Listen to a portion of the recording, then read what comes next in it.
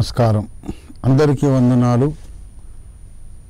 మరోసారి సత్యాన్వేషకులైన మీకందరికీ యేసుక్రీస్తు వారి శుభనామంలో ఈ శుభ శుక్రవారపు దినాన ఈ సత్యాన్వేషణ సత్య సంస్థాపన కార్యక్రమానికి కల్వరి టీవీ ఛానల్ వారు అనుమతించి నిర్వహింపజేస్తున్నటువంటి ఈ live phone in programme, question answer ప్రోగ్రామ్ని ప్రారంభిస్తూ మీకు అందరికీ స్వాగతం చెబుతున్నాను. ప్రియులారా, వచ్చిన ప్రకటన ఉంది.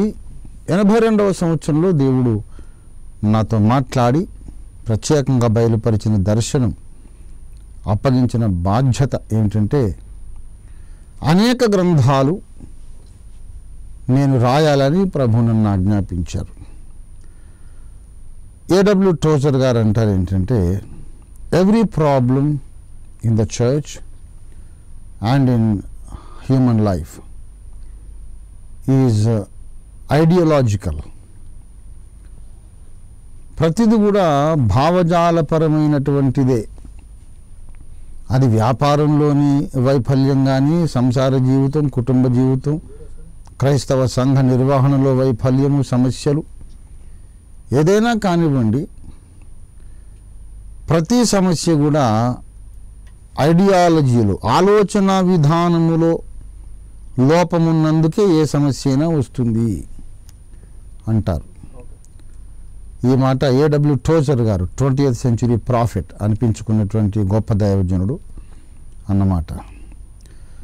కనుక క్రైస్తవ సమాజంలో ఉన్నటువంటి సమస్యలన్నిటికీ ఐడియాలజికల్ సొల్యూషన్స్ ప్రతిపాదించడానికి దేవుడు నన్ను పుట్టించాడు, పిలిచాడు, నియమించాడు, ఎక్విప్ చేశారు. దేవుడు నాకు ఆ బాధ్యత అప్పగించారు. ఆ సామర్థ్యాన్ని కూడా ఆయన ఇచ్చారు. క్రైస్తవ సమాజంలో కానీ, సాధారణ మానవ సమాజంలో కానీ, క్రైస్తవ సంఘాలలో, విశ్వాసుల హృదయాల్లో ఉండే ప్రతి సమస్యకు కూడా ఒక ఐడియాలజికల్ సొల్యూషన్, ఒక డాక్ట్రినల్, ఫిలసాఫికల్, థియలాజికల్ సొల్యూషన్ ఇవ్వటానికి దేవుడు నన్ను నియమించాడు. అందుకొరకు ప్రభు నాకు ఆజ్ఞాపించింది ఏంటంటే, నా కుమారుడా, నీవు అనేక గ్రంథాలు వ్రాస్తావు, నేను నీ చేత వ్రాయించుకుంటాను. కానీ ప్రత్యేకంగా 8 గ్రంథాలు రాయాలి.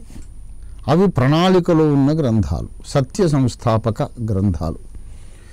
ఈ 8 గ్రంథాలు నీవు నీ మాతృభాషలో తెలుగులో వ్రాస్తావు, తర్వాత ఇంగ్లీష్లోకి తర్జుమా చేసి సర్వ ప్రపంచమును ఈ గ్రంథాలతో నింపుతావు. ప్రపంచంలోని ప్రతి ప్రముఖ క్రైస్తవ నాయకునికి, విశ్వాసికి ఈ గ్రంథాలు అందుబాటులోకి తెస్తావు. అప్పుడు మార్టిన్ లూథర్ ద్వారా నేను ప్రారంభించిన క్రైస్తవ సంఘ సంస్కరణ కంక్లూజన్లోకి వస్తుంది అని దేవుడు నాకు చెప్పాడు. ఇంత గొప్ప భారము నీకు అప్పగించడానికి నీకున్న యోగ్యత ఏమిటయ్యా? నీవేమన్నా థియోలాజికల్ గ్రాడ్యుయేట్వా, డాక్టరేట్ హోల్డర్వా? నీకు ఏమి తెలుసు? నిన్నెందుకు దేవుడు నియమిస్తాడు అంటే, ఆ సమయానికి దేవుడు ప్రవక్త అయిన బిలామును గద్దించాలనుకున్నాడు, బిలాముతో మాట్లాడాలనుకున్నాడు. చుట్టుపక్కల మనుషులెవరూ లేరు, అందుబాటులో ఒక గాడిద ఉంది. ఆ గాడిద నోట్లో దేవుడు ఒక మాట ఉంచి మాట్లాడిపించాడు. గాడిదకున్న క్వాలిఫికేషన్ ఏమిటో అదే నా క్వాలిఫికేషన్ అనుకోండి. వేళకు దేవునికి దొరికాను. ప్రవక్తలకు బుద్ధి చెప్పాలనుకున్నాడు దేవుడు, ఈ గాడిదను వాడుకున్నాడు. అంతకన్నా ఎక్కువ క్వాలిఫికేషన్ అక్కర్లేదు. దేవుడు వాడుకోవాలనుకున్నప్పుడు, పని చేయాలనుకున్నప్పుడు నేను అవైలబుల్గా ఉన్నాను. అది నా అదృష్టం, దేవుని మహాకృప. ఆ 8 గ్రంథాలు దేవుడు వ్రాయిస్తాడు, నేను వ్రాస్తాను, సంస్కరణ కంప్లీట్ అవుతుంది అని చెప్పినప్పుడు 82లో అనేక మంది పెద్దలు నవ్వారు, ఎగతాళి చేశారు. కానీ దేవుడు నమ్మదగినవాడు. ఈ 34 సంవత్సరాలు, టోటల్గా నా సేవ 36 సంవత్సరాలు దాటింది. ఈ 34 సంవత్సరాల్లో దేవుడు ఈ గ్రంథాలు వ్రాయించాడు. రండి, ఎవరో లైన్లో ఉన్నారో ఆల్రెడీ చూద్దాం. Welcome to the phone in programme. Praise the Lord. ఎవరండి? వందనాలు వందనాలు, వందల కొద్ది వందనాలు. చెప్పండి, సత్యాన్వేషకులందరికీ వందనాలు. చెప్పండి. అయితే పెద్ద ప్రశ్నతో ఇబ్బందిలో ఉన్నానండి నేను. ఒకవేళ చెప్పండి, మరి దేవుడు సహాయం చేస్తే నాకు తెలిస్తే చెబుతాను, లేకపోతే మన ఇద్దరం కలిసి ప్రార్థన చేద్దాం. పెద్ద ప్రశ్న అంటున్నారు, చెప్పండి, ఏంటా ప్రశ్న? అయ్యారు కీర్తన 90వ అధ్యాయంలో నరులారా తిరిగి రండి అనే మాట 3వ వచనంలో రాయబడిందండి. అవును. అయితే నరులారా తిరిగి రండి అని అంటే తిరిగి రావటం అంటే ఇంతకు ముందు నరులు అక్కడ ఉన్నారా అనేది ఒక ప్రశ్న నాకు. రెండోది 139వ కీర్తనలో 15వ వచనంలో భూమి యొక్క అగాధ స్థలములో నిర్మించబడినప్పుడు విచిత్రముగా నిర్మింపబడిన నాడు అనే మాట రాయబడిందండి. అంటే ఇప్పుడు నాకు వచ్చిన ప్రశ్న ఏంటంటే, దేవుని యొద్ద నుండి మనము పంపబడ్డామా లేకపోతే అగాధంలో తయారు చేయబడ్డామా అనేది ఒక ప్రశ్న. సరే, మంచిది. అయితే గారు నా ప్రశ్న పూర్తి అవ్వలేదు. తర్వాత ప్రభు ఏమంటాడంటే, జయించిన వారికి సింహాసనం ఇస్తును అంటాడు కదండి ప్రకటన గ్రంథంలో. అవును. అయితే ఆ సింహాసనం పైన కాసేపు కూర్చొని ఇస్తాడా లేకపోతే శాశ్వత కాలంగా కూర్చొని ఇస్తాడా, దాని తర్వాత ఏం జరుగుతుందని ఈ ప్రశ్నతో నేను కొన్ని దినాల నుండి కాల్ ట్రై చేస్తున్నానండి. ఈ రోజు నాకు మొదటి కాల్ భాగ్యం దక్కింది. అయ్యా, మంచిది బ్రదర్. ఇవి 3 ప్రశ్నలు, 3టికి కూడా నేను సమాధానం చెప్తాను. మీ పేరేమిటి అన్నారు? కుమార్ అండి. కుమార్. ఏం కుమార్? కుమార్ అండి. ఒట్టి కుమారేనా? అవునండి. రాజ్ కుమార్, ప్రేమ్ కుమార్, దైవ కుమార్ అట్లా ఏం లేదా? లేదండి. సరే కుమార్ గారు, మీరు ఏం చేస్తుంటారు? దేవుని సేవలో ఉన్నారా? మంచిది. కుమార్ గారు, వీలైతే మళ్ళీ లైన్లోకి రండి. మీరు ఏ ఊరో మీ పరిచయం ఏదో చెప్పలేదు. ఏది ఏమైనా కుమార్ గారు అడిగినటువంటి ప్రశ్నలు 3. మొట్టమొదటి ప్రశ్న వారు ఏమడిగారంటే 90వ కీర్తనలోని 3వ వచనం, నరులారా తిరిగి రండని నీవు సెలవిచ్చుచున్నావు అన్నారు. కనుక అంతకుముందే నరులనే వాళ్ళు అక్కడ ఉన్నారా అని ఒక ప్రశ్న అని వారు చాలా ఇబ్బంది పడుతూ ప్రశ్నించారు. ప్రస్తుతానికి ఈ ప్రశ్నను మనం ఆలోచిస్తే ఆ వచనాన్ని చదివితే సరిపోతుంది. నరపుత్రులను నీవు మంటికి మార్చుచున్నావు, నరులారా తిరిగి రండని సెలవిచ్చుచున్నావు. నీవు మనుషులను మంటికి మార్చుచున్నావు. దేవుడు భూలోకమును పుట్టించాడు అనే విషయము 2వ వచనంలో చెప్పాడు. భూమిని లోకమును నువ్వు పుట్టించావు, అంతకుముందు కూడా నీవే దేవుడు అని చెప్పాడు. చెప్పి భూమి మీద ఉన్న మనుషులను మంటికి మార్చుచున్నావు, తిరిగి రండి అని సెలవిచ్చుచున్నావు. అంటే మనుషులు చచ్చిపోతారు, దానికి దేవుడే కారకుడు. ఎందుకంటే దేవుడు శిక్ష విధించాడు కదా. ముందు చచ్చిపోవడానికి మానవుల్ని చేయలేదు, యుగయుగంలో జీవించడానికే దేవుడు మానవుల్ని చేశాడు. కానీ పాపము చేసి మరణాన్ని కొని తెచ్చుకున్నారు మానవులు చచ్చిపోతున్నారు. నువ్వు మన్నే కనుక మళ్ళీ మన్నైపోతావు, మట్టికి మన్నైపోతావని దేవుడు ఆదాముకు చెప్పాడు. అలా మట్టికి మన్నుగా మారిపోయిన మనుషులను మళ్ళీ రండి అని దేవుడు సెలవేయడం పునరుత్థాన దినమును గూర్చిన ప్రస్తావన. ఈ విషయం దానియేలు 12:3లో రాయబడి ఉంది. యోహాను సువార్త 5:28లో రాయబడి ఉంది. సమాధుల్లో నిద్రించు వారందరూ దేవుని కుమారుని స్వరమును వింటారు. మేలు చేసిన వారు జీవ పునరుద్ధానానికి, కీడు చేసిన వారు తీర్పు పునరుద్ధానానికి బయటికి వస్తారు అని యేసుప్రభు వారు సాక్షాత్తు చెప్పారు. పునరుద్ధానం, మట్టికి మన్నైపోయిన మనిషిని మళ్ళీ మనిషిగా లేపి నిలబెట్టడం ఒక అద్భుతం దేవుడు చేస్తున్నాడు ఇక్కడ. ఆ పునరుద్ధానాన్ని మోషే ప్రస్తావించడం అన్నమాట.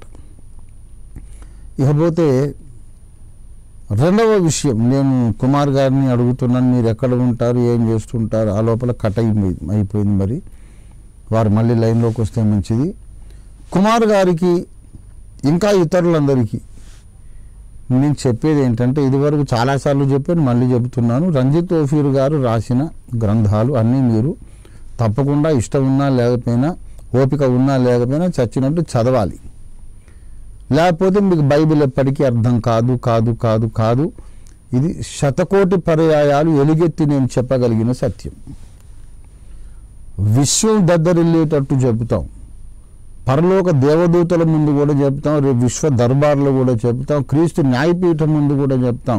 ఓఫీర్ గారి పుస్తకాలు చదవని వాళ్ళకు బైబిల్ అర్థం కాలేదు, కాదు, కాబోదు. మీకు బైబిల్ ముందే అర్థమైతే దేవుడి ముందు నన్నెందుకు కష్టపెట్టి బలవంత పెట్టి నన్ను ఆయన వశపరుచుకొని నా మీద ఇంత భారం పెట్టి పుస్తకాలు ఎందుకు రాయిస్తాడు? అన్ని పుస్తకాలు వేరు, ఓఫీర్ గారి పుస్తకాలు వేరు. బైబిల్ చదవాలి, బైబిల్తో పాటు ఓఫీర్ గారి గ్రంథాలు చదివితేనే బైబిల్ అర్థమవుతుంది. ఇప్పుడు బ్రదర్ కుమార్ గారు అడిగిన ప్రశ్నకు నేను లోగడే సమాధానం చెప్పాను. మానవుడు భూగర్భములో భూమి అగాధములో నిర్మించబడుతున్నాడా, ఎక్కడ నిర్మించబడుతున్నాడు అని. మానవుని శరీరము అమ్మ కడుపులో నిర్మాణం అవుతుంది, మానవుని ఆత్మ భూగర్భంలో నిర్మాణం అవుతుంది.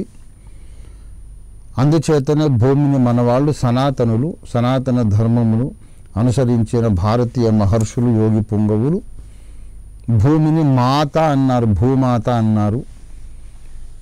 అందుకే యోగు భక్తుడు నేను చనిపోయినప్పుడు తల్లి గర్భం లోపలికి వెళ్తానన్నాడు. చనిపోయినప్పుడు ఈయన తను కన్న భౌతికంగా కన్నటువంటి మాతృమూర్తి కడుపులోకి వెళ్ళడు కదా, వెళ్ళలేడు, ఎవరూ వెళ్ళలేరు. చనిపోయినప్పుడు భక్తుడు వెళ్ళేది భూమాత గర్భంలోకి. కనుక ఇలాంటి విషయాలు ఎన్నో భూలోక చరిత్రలో, ప్రపంచ క్రైస్తవ సంఘ చరిత్రలో ఏ భక్తుడు ఏ గ్రంథంలోనూ ఎప్పుడు చెప్పనటువంటి విషయాలు ఎన్నో దేవుడు అల్పుడనైన నా ద్వారా చెప్పించాడు, ఏదో ఆ బిలాము గాడితో పలికించినట్లు. గనక అన్నీ చదివితే ఒప్పుకుంటే ఓఫీర్ గారికి కిరీటం వచ్చేస్తుంది అని కుళ్ళుకొని నా గ్రంథాల మీద దుష్ప్రచారాలు చేసి మీరు చదవడం మానేసి ఇంకోటి చదవనివ్వకుండా అలాంటి నికృష్టమైన ప్రవర్తన ఎవరు ప్రవర్తించకండి. ఆ కిరీటం వచ్చేది ఎలాగ వస్తుంది, ఎవరు ఆపలేరు. అయితే నా గ్రంథాలకు విరోధంగా మాట్లాడినా పని చేసినా మీ కిరీటం మీరు పోగొట్టుకుంటారు. కనుక తప్పకుండా నా గ్రంథాలు చదవండి. నెక్స్ట్ ఎవరు లైన్లో ఉన్నారు, ప్రశ్నలు అడగవచ్చు. Praise the lord, welcome to the live phone in programme. ఎవరండి లైన్లో ఉన్నారు? కృష్ణా జిల్లా జగ్గయ్యపేట, చెప్పండి సార్. ఇప్పుడు మన యేసుప్రభు గారు పుట్టక ముందు చాలా మంది చనిపోయారు కదా, అప్పట్లో బాప్తిసం రక్షణ అనేది అప్పుడు లేదు కదండి. మరి అప్పుడు తర్వాత యేసుప్రభు పుట్టిన తర్వాత కూడా చాలా మంది స్వార్థులు చనిపోయారు కదా. అవును. మరి వాళ్ళ రక్షణ అనేది ఎలా ఉంటుంది సార్ వాళ్ళకి? సంతోషం. మీ పేరేంటన్నారు? గోవిందరావు అండి. గోవిందరావు గారు ఎక్కడి నుంచి? జగ్గయ్యపేట దగ్గర నుంచి. జగ్గయ్యపేట దగ్గర? అవును అవును సార్, వత్సవాయి మాది. వత్సవాయి అని చెప్పొచ్చు కదా. అయితే ఒక మాట,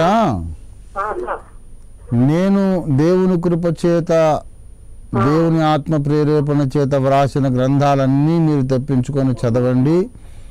మహిమ ప్రపంచం అనే గ్రంథంలో ఈ ప్రశ్నకు సమాధానం చెప్పాను. తర్వాత ఇటీవల రాసిన విశ్వచరిత్ర అనే ఆ గ్రంథంలో కూడా సమాధానం చెప్పాను.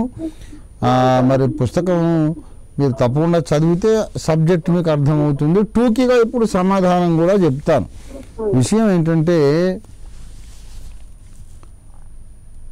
యేసుప్రభు వారు భూమి మీద అవతరించక ముందు 4000 సంవత్సరాలు, ఆయన అవతరించిన తర్వాత యువతలు ఇంతవరకు దాదాపు 2000 సంవత్సరాలు. అంటే అంతకు ముందున్న కాలమే ఎక్కువ, ఇంతకు డబల్ అన్నమాట. యేసు తర్వాత ఇప్పుడు మనం 2000 ఏళ్ల యువతలా జీవిస్తున్నాం. అంతకుముందు 4000 ఏళ్ళు గడిచిపోయి ఎన్నో కోట్ల మంది పుట్టారు, చచ్చిపోయారు. వాళ్ళకు రక్షణ ఎలాగా అని అంటే, అప్పటి కాలములో పుట్టి తమ మనస్సాక్షి ప్రకారము తమకు తెలిసినంత వరకు ధర్మంగా, యథార్థంగా, న్యాయంగా బ్రతికిన వాళ్ళు, అసలు దేవుని గూర్చిన సత్యం ఏమిటి అని యథార్థంగా వివేకముతో అన్వేషించిన వారు, వెతికిన వారు. ఒకవేళ ఎవరైనా సత్యమును ఆధారాలతో చూపిస్తే ఇగో ప్రాబ్లం అనే దానికి చోటు ఇవ్వకుండా, అహంభావానికి చోటు ఇవ్వకుండా ఆధారం దొరికితే నేను నమ్ముతాను అనే చిత్తశుద్ధి, మంచి మనస్సు ఉన్నవారు ఎవరైతే అప్పటి సమాజంలో ఉన్నారో అలాంటి వాళ్ళను దేవుడు ఏరి సమకూర్చి వారు మరణించినప్పుడు వాళ్ళ ఆత్మలను పరదైసులోకి తీసుకెళ్ళాడు, భక్తులు విశ్రమించే చోట పెట్టాడు. యేసు శిలువ మీద మరణించినప్పుడు శిలువ మీద దొంగతో అన్నాడు, ఆయన కాసేపటి మరణిస్తాడనగా అన్నాడు, నీవు నేడు నాతో కూడా పరదేశులో ఉంటావన్నాడు. అంటే పరదేశుకు వెళ్తున్నానని అర్థం. ఆ పరదేశుకు ఈ దొంగ కూడా వస్తాడు. ఎందుకంటే ఏ రీతిగా యేసు శిలువలో మరణించినాడో వాడు చూసినవాడు. ఆ కింద భాగాల్లో ఉన్నటువంటి భక్తుల విశ్రాంతి స్థలములో యేసు వెళ్ళి వాళ్ళకు సువార్త ప్రకటించాడు. మొదటి పేతురు 4:6లో ఈ మాట వ్రాయబడింది, మృతులకు కూడా సువార్త ప్రకటించబడిను. అది యేసు మరణించినప్పుడు ఆయన భూగర్భములో ఉన్నప్పుడు జరిగిన విషయం. అక్కడ వాళ్ళకు సువార్త ప్రకటించి ఆయన మళ్ళీ మహిమ శరీరంతో పునరుద్ధానము చెందినప్పుడు అమాంతం ఆ లోకాన్ని మొత్తం టోటల్ కంపార్ట్మెంట్నే, పాతాళములో ఉన్నటువంటి ఆ కంపార్ట్మెంట్ మొత్తాన్ని తీసుకుపోయి మధ్యాకాశంలో 3వ ఆకాశంలో ఆయన దాన్ని ఉంచాడు. కనుక అంతకుముందు జీవించిన వారు, యేసు అవతారానికి ముందు జీవించిన వారు, అందులో మంచి మనసు ఉన్నవారు, దేవునికి నచ్చిన వాళ్ళు, తెలిసినంత వరకు న్యాయంగా ప్రవర్తించిన వాళ్ళు, న్యాయంగా ఆలోచించిన వాళ్ళు, వాళ్లకు ఆయన సువార్త అందించాడు. యేసు ఆత్మరూపిగా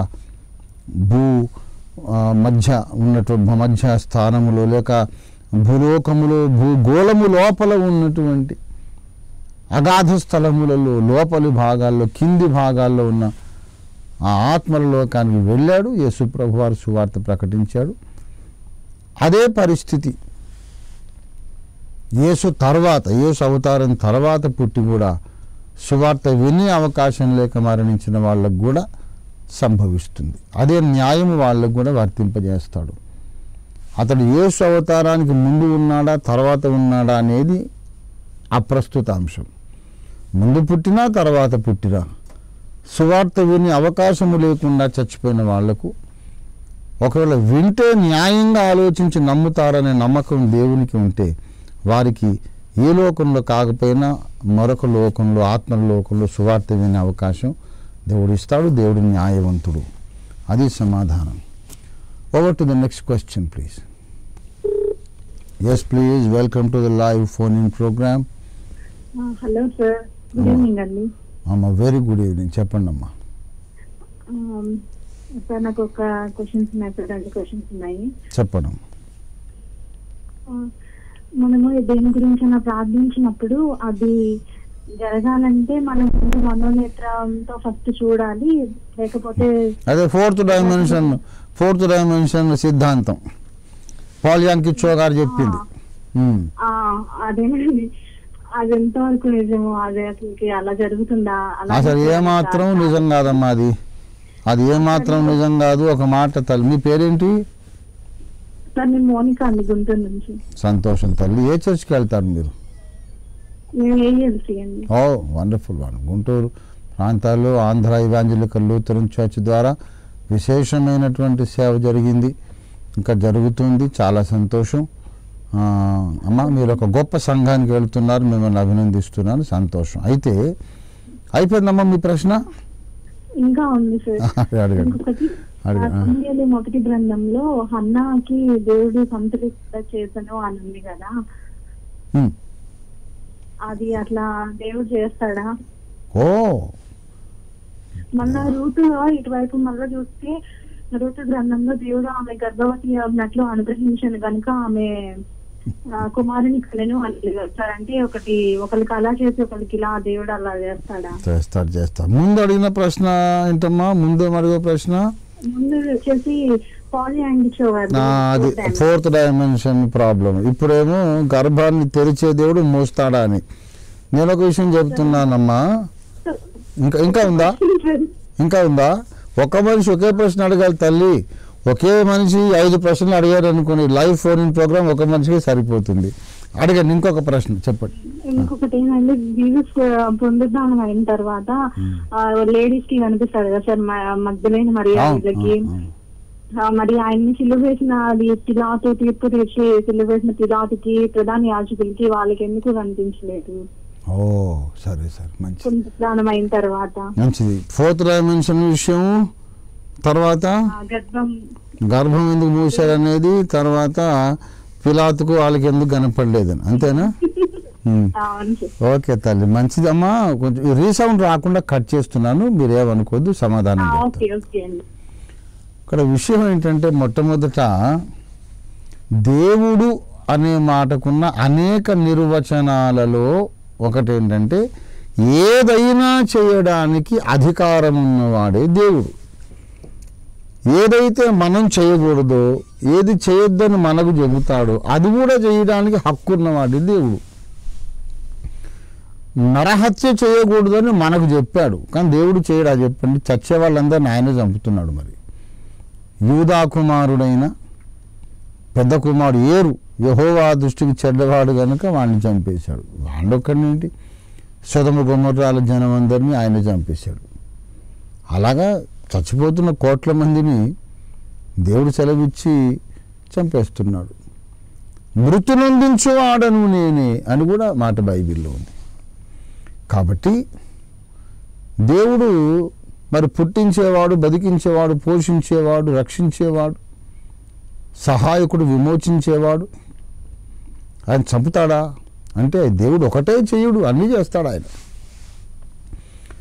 కనుక గర్భము తెరిచే దేవుడు అప్పుడప్పుడు గర్భం మూస్తాడు కూడా, శిక్షగా మూస్తాడు. సౌలు కుమార్తెను మీకాలు మరణమగు వరకు పిల్లలు కనక ఉండెను. దావీదు నాట్యమాడుతుంటే చూసి తృణీకరించింది కాబట్టి దేవుడు శిక్ష విధించాడు. మరికొన్నిసార్లు శిక్షగా కాదు, ఒక అద్భుత కార్యమును చేయడం కొరకు గర్భం మూస్తాడు.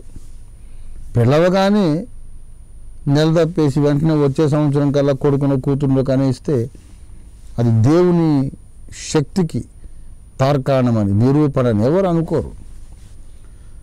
కానీ చాలా కాలము గర్భధారణ ఆలస్యమై ఆమె గొడ్రాలు అనే ముద్ర సమాజం చేత వేయించుకున్న తర్వాత అప్పుడు కనిందనుకోండి, తప్పకుండా ఈమె నమ్ముకున్న దేవుడు గొప్ప దేవుడని సమాజం సాక్ష్యం ఇస్తారు. అందుచేత హన్నా విషయంలో దేవుడు ఒక గొప్ప పాఠము, ఆమెను గూర్చి ఒక సాక్ష్యం దేవుడు మన ముందు నిలబెట్టాలనుకున్నాడు. మరి ఆమె గర్భమును దేవుడు మూసినప్పటికీ ఆమె అడిగి సాధించుకున్నది. దేవునికి కనికరం పుట్టేదాకా మనం కన్నీళ్లతో గోజాడి ఏడ్చి ప్రార్థన చేస్తే తప్పక దేవుడు గొప్ప కార్యం చేస్తాడు అనే ఒక గొప్ప ప్రోత్సాహం అందరికీ అక్కడ దొరుకుతుంది.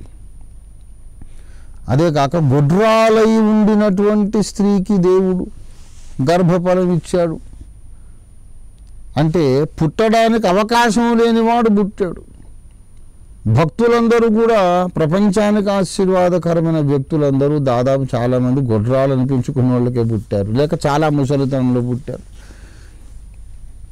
బాప్తిస్మ యోహాను ఎలిజబెత్కు పుట్టినప్పుడు ఆమె వృద్ధురాలు, గొడ్రాలు.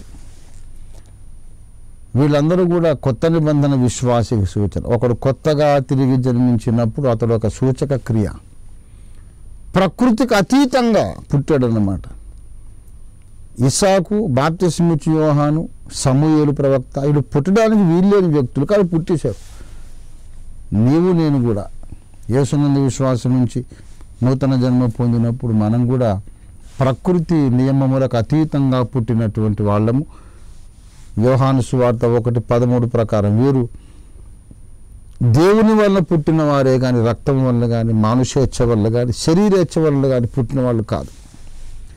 కనుక ప్రియులారా, అదే విషయం. దేవుడు గర్భం మూస్తాడా అంటే అవును మూస్తాడు. మూసి మళ్ళీ తన శక్తిని చూపించుకుంటాడు. దేవుడు ఏమైనా చేస్తాడు. కుంటివారిని నడిపించాడు. సరిగా నడుస్తున్న యాకోబును తొంటి మీద కొట్టి కుంటివాడిగా చేశాడు. అలా కూడా దేవుడు చేస్తాడు. దేవుడు ఇలా చేయడు అలా చేయడు అనుకోవడానికి అవకాశం లేదు. దేవుడు ఏమైనా చేస్తాడు, మంచి ఉద్దేశం కొరకు చేస్తాడు. దేవుడు ఒక నెగటివ్ పని ఏదైనా కొంచెం తప్పు అని లేకపోతే క్రూరంగా ఉంది, ఇది జాలి కలిగిన పనిగా న్యాయంగా లేదు, ధర్మసమ్మతంగా లేదు అని మనకు అనిపించినా సరే దానివల్ల ఒక అద్భుతమైన ప్రయోజనం ఏదో దేవుడికి ఉంటుంది. కనుక యెహోవా కార్యములన్నీ సత్యమైనవి, న్యాయమైనవి, మంచివి. ఇకపోతే రెండవ విషయం, మనం ఏదైనా అడిగినప్పుడు దానిని మనము 4th డైమెన్షన్లో చూస్తే తప్పక జరుగుతుంది అనేది పాల్ యాంకిచో గారు ఎప్పుడో నా చిన్నప్పుడు ఆ సిద్ధాంతం లేవదీశారు. ఆ సిద్ధాంతం 4th డైమెన్షన్ అప్పుడే నేను ఒప్పుకోలేదు. మళ్ళీ చెప్తున్నా తేటగా. ఇప్పుడు 40 ఏళ్ళు అయిపోయింది ఆ గ్రంథం వచ్చి దాదాపు. 4th డైమెన్షన్ బుక్ చదివి ఏ దేశంలో ఏ భక్తుడు, రెండవ భక్తుడు ఎవరన్నా పాల్ యాంకిచో గారు లాగా 25-30 లక్షల మంది సంఘాన్ని కట్టాడా? ఎక్కడేం జరిగిందా అని అడుగుతున్నాను. నేను దేవుని ఒక సైకిల్ అడిగాను, స్కూటర్ అడిగాను, కార్ అడిగాను. అది నా ముందుకు వచ్చినట్టు ఆత్మనేత్రాలతో 4th డైమెన్షన్లో చూస్తే తప్పకుండా అది ఈ 3 డైమెన్షనల్ వరల్డ్లోకి వస్తుంది అనేది, 3 కోణాల ప్రపంచంలోకి వస్తుంది అనే ఒక మాట వింటానికి బాగుంది. ఈ ఒక లైనే ఆ 200 పేజీల బుక్లో కూడా చెప్పారు ఆయన. ఒక పేజీలో చెప్పే అవకాశం ఉన్న ఆ విషయాన్ని మొత్తం 200 పైచిలుగు పేజీల్లో చెప్పారు. అంత మ్యాటర్ అక్కడ లేనే లేదు అసలు. దాన్ని మన మీద మానసిక కసరత్తులాగా మనం సాధన చేసి ఒకటేదో అడగడానికి ఇష్టపడి అది వచ్చినట్టు మనమే మానసికంగా ఎక్సర్సైజ్ చేసి చూడటానికి ప్రయత్నం చేసి ఊహించుకొని పిక్చరైజ్ చేసుకొని మన కళ్ళ ముందుకు ఆ ప్రతిరూపాన్ని తెచ్చుకొని 4th డైమెన్షన్లోకి వచ్చేసింది, అది నాకు కనబడింది గనక నాకు 3 డైమెన్షనల్ వరల్డ్లో కూడా వస్తుంది. ఇంత మానసిక కసరత్తు ఎందుకండి? ఏమి కసరత్తు చేస్తే సొలొమోను మహారాజుకు అంత ఐశ్వర్యవంత జ్ఞానం వచ్చింది? ఏం కసరత్తు చేశాడని బాలుడైన సమూయేలు దేవుని స్వరాన్ని విని ప్రవక్త అయ్యాడు?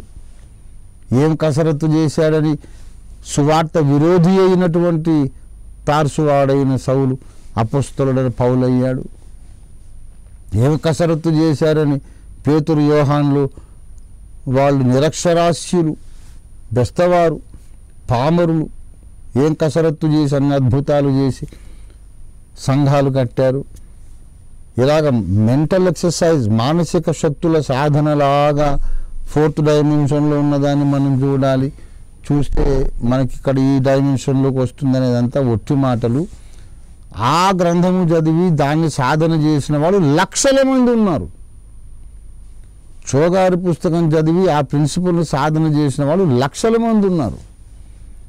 కానీ చోగారు కట్టినటువంటి లక్షలాది మంది సభ్యులున్న సంఘాన్ని ఇంకెవరు కట్టలేదు. చదివారు, బాగుంది, కొత్త సంగతి ఏదో తెలిసింది అనుకున్నారు, సాధన చేశారు, భంగపడ్డారు. నిజంగా అదే గనక వాస్తవమైతే, అది దాన్ని మనం సాధించి సాధన చేసి చేయగలిగే మాట నిజమైతే, చోగారిలాగానే లక్షలాది మంది సభ్యులున్న సంఘమును కట్టిన వాడు భూప్రపంచంలో ఇంకొకటైనా ఉన్నాడా నాకు చూపించాడు. ఉండాలి మరి. ఎన్ని లక్షల మంది ఆ గ్రంథం చదివినప్పుడు రెండవ చో తయారు కాకపోవడం ఏంటి? చక్కటి ప్రిన్సిపల్ అందించారు కదా వారు. కనుక అది ఒట్టి మాట. కనుక ఇటువంటి ఎన్నో విషయాలు ప్రియులారా, అనవసరంగా ఊహల్లోకి వెళ్ళకండి. మరి సిస్టర్ మంచి ప్రశ్న అడిగారు. ఇలాంటి ప్రశ్నలు ఇంకా ఎన్నో ఉంటాయి మీకు. అతిగా దేనిని కూడా మీరు మానసిక శక్తుల మీద ఆధారపడి దేన్ని కూడా ఆశించకండి. దేవుని చిత్తమైనప్పుడు, దేవుడు వాగ్దానం చేసినప్పుడు ఆ వాగ్దానాన్ని మీరు గట్టిగా చేపట్టి ఓపికతోనూ విశ్వాసముతోనూ ప్రార్థనలో మీరు కనిపెట్టగలిగితే తప్పక మీకు ఆ ఆశీర్వాదం వస్తుంది. కాబట్టి ఈ విషయాలు గమనించండి. నెక్స్ట్ క్వశ్చన్ ఎవరైనా ఉంటే వాళ్ళు కనుక ముందుకు వచ్చి అడగవచ్చు. Yes please.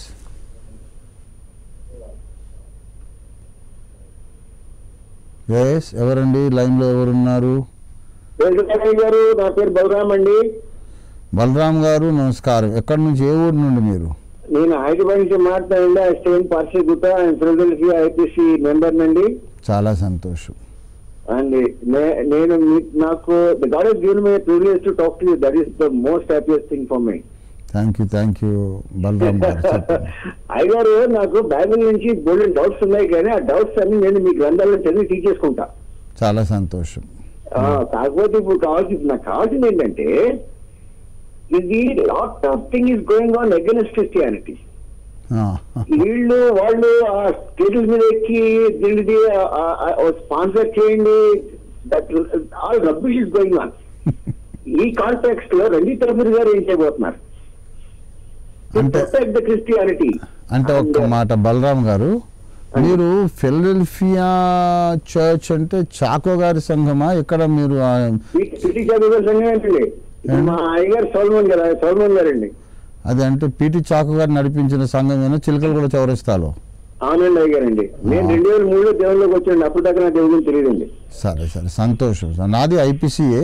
మంచి. అయితే ఒక మాట అండి, ఇప్పుడు అగెయిన్స్ట్ క్రిస్టియానిటీ అన్నారు మీరు, అంటే నాకు కొంచెం క్లారిటీ రాలేదు. అంటే క్రైస్తవులు కాని వాళ్ళు వేరే మతాల్లో వేరే ధర్మంలో ఉన్న వాళ్ళు విమర్శించడం అంటున్నారా, లేకుంటే క్రైస్తవులుగా ఉన్న వాళ్ళే వాళ్ళు దేవునికి అవమానకరంగా ప్రవర్తిస్తున్నారని మాట్లాడుతున్నారు? అదా మీరు చెప్పేది? ఇప్పుడు క్రైస్తవులు కాని వాళ్ళు చేసిన దాన్ని నేను తప్పుపట్టా, ఎందుకంటే they are trying to prove their own faith అనుకుంటా. Understandable.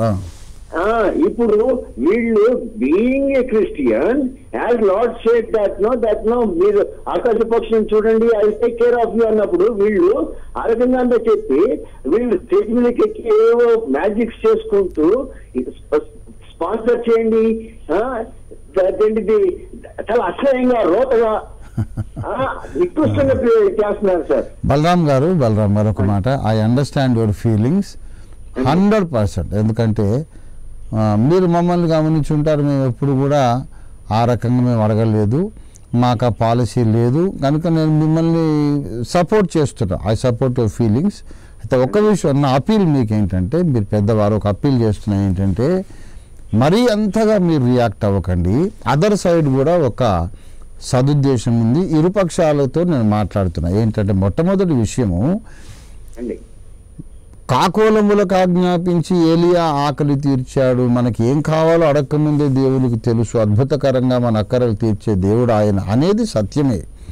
At the same time నిర్గమకాండము 25వ అధ్యాయము 1వ వచనము 8వ వచనం మీరు చూస్తే, నాకు ప్రతిష్టార్పణ తీసుకొని రమ్మని ఇశ్రాయేలీయులతో నీవు చెప్పుమని యెహోవా దేవుడు మోషేకు ఆజ్ఞాపించాడు. ప్రత్యక్ష గుడారమును ప్రేరేపించారు.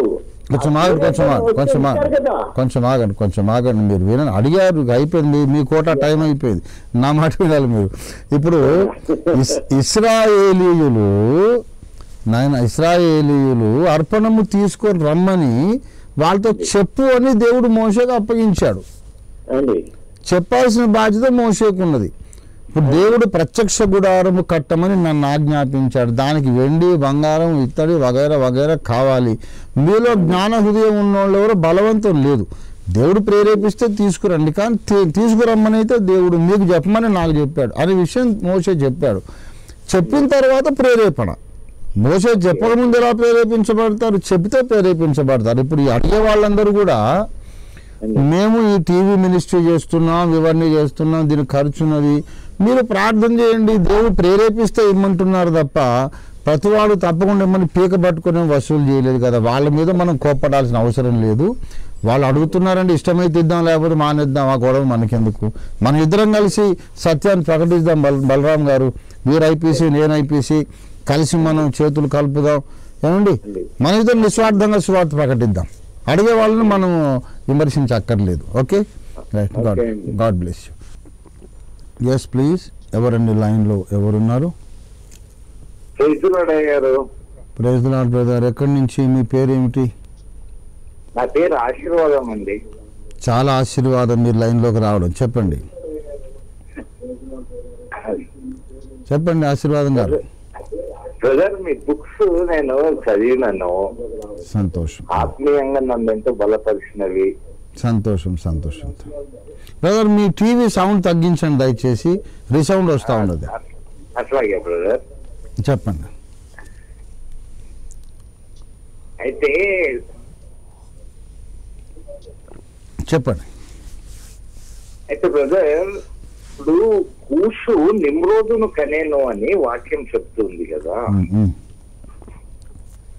కూషు నిమ్రోదును కనేను అన్నప్పుడు ఈ అంటే సాతాను ద్వారా నిమ్రోదు పుట్టిండు అని అన్నారు కదా.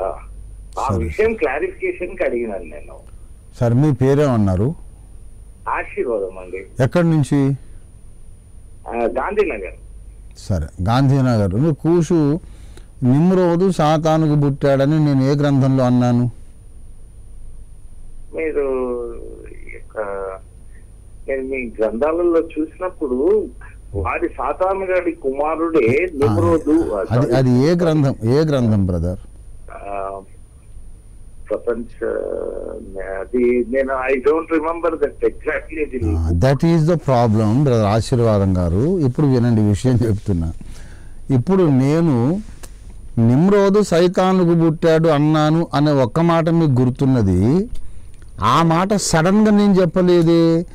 గ్రాడ్యువల్గా లాజిక్ రీజనింగ్ డెవలప్ చేసుకొచ్చి కంక్లూజన్ ఇచ్చా. మొట్టమొదట మీరు మళ్ళీ చదవాలా? నా పుస్తకాలు 100 సార్లు చదివిన వాళ్ళు ఉన్నారు. మీరు వినండి ఆశీర్వాదం గారు, వినండి. ముందు నెఫీలీలు ఎవరు అనే సంగతి డిస్కస్ చేశారు యుగాంతం అనే గ్రంథంలో. నెఫీలులు అనేవాళ్ళు ఒక్కోటి తాడి చెట్టు అంతా పుట్టారు, వాడు ఒక్కోటి 70 అడుగులు ఉన్నారనే సంగతి ప్రూవ్ చేశారు ఆమోస్ 2:9 ఆధారంగా. కనుక వాళ్ళు నెఫీలులు రాక్షస జాతి, 70 అడుగులు ఉన్న జాతి బ్రతుకున్న రోజుల్లో వాళ్ళని లొంగదీసిన మహాబలుడు నిమ్రోదు. నెఫీరుల కంటే వీడు బలవంతుడు కావడానికి ఎట్లా పుట్టుంటాడు? మానవ స్త్రీకి మానవ పురుషునికి పుడితే తాడి చెట్టు అంత మనుషుల్ని ఎట్లా లొంగదీసి వాళ్ళు ఇసుకొని తినేస్తారు వీళ్ళు ఫ్రై చేసుకొని. గనుక మీరు follow the logic also. Don't suddenly jump in to the conclusion and think about the conclusion. Okay, follow the logic. Okay Ashirvadam garu. Okay, God bless. Ya, yes please, over to the next question. Praise the Lord. Yes please.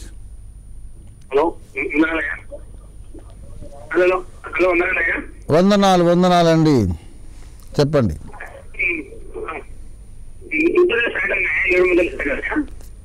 అయ్యా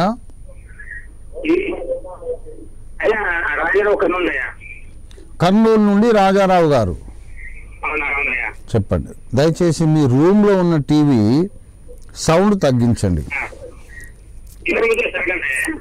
అయ్యా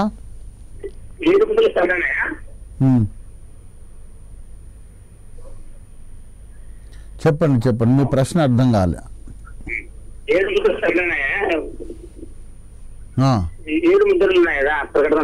ప్రకటన గ్రంథంలో 7 ముద్రలు ఉన్నాయి.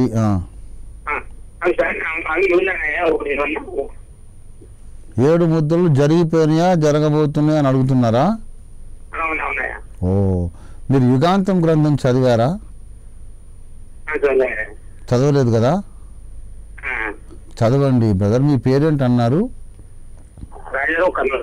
కర్నూలు రాజారావు. మీరు దేవుని సేవలో ఉన్నారా?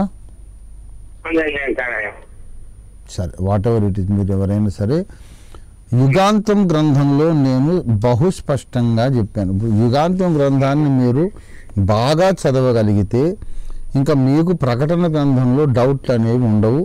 రెస్ట్ ఆఫ్ ద బైబిల్లో ఉన్నటువంటి కూడా దాదాపు 70-80% డౌట్లు మీకు తీరిపోతాయి యుగాంతంతోనే. నేను మళ్ళీ చెబుతున్నాను రాజారావు గారు, 7 ముద్రలు అనే దాని కేటగిరీ వేరు, 7 ఉగ్రత పాత్రలు 7 బూరలు అనే కేటగిరీ వేరు. ఇది యుగాంతం గ్రంథం, దీన్ని మీరు చదవాలి. ఇందులో తేటగా చెప్పాను ఏంటంటే, ఆ 7 ముద్రలలో చివరి ముద్ర 7వ ముద్ర ఏంటంటే, ఆకాశ నక్షత్రములు పెద్ద గాలికి ఊగులాడు అంజూరపు చెట్టు నుండి అంజూరపు కాయలు రాలినట్లు ఆకాశపు నక్షత్రములు భూమి మీద రాలేను అని చెబుతాడు. ఆకాశ నక్షత్రాలు భూమి మీద రాలితే చాలా నక్షత్రాలు అక్కర్లేదు, ఒక్క నక్షత్రం చాలు, భూమి మొత్తం మాడి మసిబొగ్గయి భస్మం అయిపోతుంది. అన్ని నక్షత్రాలన్నీ భూమి మీద పడడం ఏమిటి? తర్వాత మళ్ళీ భూమి యొక్క నలుదిక్కుల నలుగురు దూతలు 7వ అధ్యాయంలో నిలబడి 4 దిక్కుల గాలి పట్టుకోవడం, దేవుని దాసుల నొసళ్ళలో ముద్రించడం. అంటే నక్షత్రాలు భూమి మీద పడితే ఏమండి అసలు భూమే ఉండదు. భూమి నాశనమైనాక దేవుడి దాసులకు ముద్ర వేయడం ఏంటి? ప్రకటన గ్రంథములో 7 ముద్రలైనాక అప్పుడు బూరలైనాక ఇది అని ఇట్లా ఈ వరుస క్రమములో పద్ధతి విషయం లేదు. అసలు 7 బూరలు 7 ముద్రలు మాత్రమే జరగబోతున్న సంగతులు. 7 ముద్రలు ఏంటంటే టోటల్ అంత్యకాలపు సంభవములన్నిటి యొక్క టూకీ ప్రత్యక్షత. ఇప్పుడు ఈ పుస్తకం అంతా రాశాను. పుస్తకానికి ప్రారంభ పేజీలో ప్రారంభంలో విషయ సూచిక అనేది ఒకటి ఉంటుంది. ఇదిగో విషయ సూచిక. ఈ విషయ సూచికలో పుస్తకంలో అంశాలన్నీ ఉంటాయి. అంశము పూర్తిగా ఇక్కడ వివరంగా ఉండదు, కానీ ఫలానా అంశం యొక్క పేరు ఉంటుంది. దట్ ఈజ్ విషయ సూచిక, ఇండెక్స్. అలాగే ప్రకటన గ్రంథంలో జరగబోతున్న అంత్యకాల సంభవములన్నిటి యొక్క టూకీ ప్రత్యక్షత, మినియేచర్ రెవల్యూషన్, విషయ సూచిక ఇండెక్స్ లాంటిది 6వ అధ్యాయం. 6వ అధ్యాయంలో మొదటి గుర్రము మీద, తెల్లని గుర్రము మీద బాణము లేకుండా విల్లు పట్టుకున్న ఒకడు వస్తాడు. 2వది ఎర్రవ గుర్రం, 3వది నల్లని గుర్రం, 4వది పాండుర వర్ణపు గుర్రం. 5వ ముద్ర విప్పినప్పుడు బలిపీఠం కింద హతసాక్షుల ఆత్మలు ఉన్నాయి. ఏమండి ఆరవ ముద్ర విప్పినప్పుడేమో నేను చెప్పినటువంటి అకాల పంజూరపు కాయలు రాలినాయి. 7వ ముద్ర విప్పినప్పుడు మళ్ళీ వేరే వ్యవహారం స్టార్ట్ అవుతుంది. ఏమంటే 7వ ముద్ర విప్పినప్పుడు బూరలు ఊదే వాళ్ళు ప్రారంభమవుతారు. ఇంతకుముందు 6వ ముద్ర సంగతి మనం చెప్పుకున్నాం, 7 కాదు 6వ ముద్రే. కనుక ఏదైనా ఇప్పుడు ఈ ముద్రలు అయిన తర్వాత అంత్యకాలపు సంభవాలు, బూరలు వగైరా జరుగుతాయని కాదు. దానియేలు ప్రవచించిన 70వ వారము, అర్ధవారాలు 2 అన్నమాట. 3.5 నిడివి కలిగిన 3.5 ఏళ్ళు, 3.5 నిడివి కలిగిన 7 ఏళ్ల కాలం ఒకటి ఉన్నది. అందులోనే అబద్ధ క్రీస్తు వస్తాడు, సంఘం ఎత్తబడుతుంది. ఆ వారం యొక్క ముగింపులో యేసయ్య మళ్ళీ 2వసారి భూమిని ఏలడానికి వస్తాడు. ఈ 7 సంవత్సరాల కాలంలో జరిగే సకల సంభవాల యొక్క విషయ సూచిక 6వ అధ్యాయం. కాబట్టి ఆ ముద్రలు విప్పబడుతున్న కొలది ఒక్కొక్క అంశం బయటపడింది అంతే తప్ప ముద్రలు ఒకప్పుడు జరుగుతాయి తర్వాత బూరలు అనే అవగాహన తప్పు. ఓకే, బుక్ అయితే చదవండి, యుగాంతం బుక్ చదవండి దయచేసి. Right, okay. Praise the Lord. Good evening, welcome to the programme. అన్నా ప్రైజ్ లార్డ్ అన్నా. తమ్ముడు ప్రైజ్ ద లార్డ్. ఎక్కడి నుంచి, ఏ ఊరు నుండి? నా ఇక్కడ ఫిలింనగర్ లో ఉంటాను. మంచిర్యాలలో సత్యరాజ్ అన్న, పాస్టర్ సత్యరాజ్.